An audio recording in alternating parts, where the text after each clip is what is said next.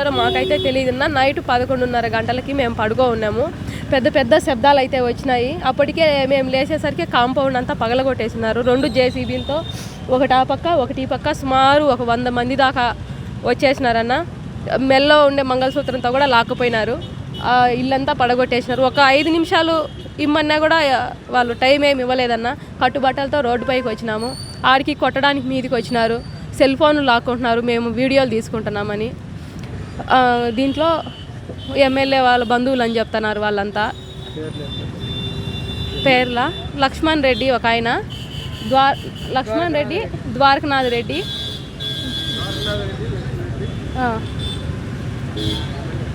ఏనా ఇంకొక పేరు ఏదో ఉంది కదా,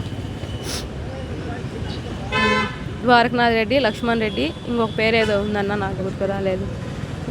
ఈ ముగ్గురు ఈ పని చేస్తున్నారన్న. మా స్థలాన్ని కొంచెం మేము ఒక అమౌంట్కి కొంచెం కుదవ పెట్టినామన్నా. వాళ్ళు ఇచ్చిన అమౌంట్ కంటే ఎక్కువ 1 కోటి రూపాయలు అయితే కట్టేసినాం. వాళ్ళు 19 లక్షలు 20 లక్షలు మాకు ఇచ్చినారు. మేము 1 కోటి రూపాయలు అయితే కట్టినాం. వాళ్ళకి ఆ 1 కోటి రూపాయలు సరిపోదంట, ఇంకా ఇవ్వాలంట. ఇంకా మేము దళితులం కదా, వాళ్ళు రెడ్లు. ఇంకా ఏం చేస్తారు రెడ్లు, కొంచెం బలగము ఉన్నవాళ్ళు మెయిన్ రోడ్లో ఉన్నందువల్ల ప్లేస్ని ఇంకా కావాలా, అది కావాలా, ఇది కావాలని చెప్పి సతాయిస్తూనే ఉంటారు వాళ్ళు. ఇంకా సతాయిచ్చి ఇంకా ఈ రాత్రికే ఈ పని చేసేసినారన్న.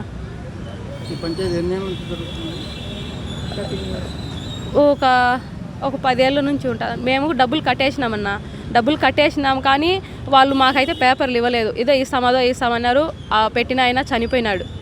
ఆయన చనిపోయి లాస్ట్ వీక్లోనే ఆయన కార్యక్రమం కూడా అయిపోయింది. అది అయిపోతేనే ఇది స్టార్ట్ చేసినారన్న. అది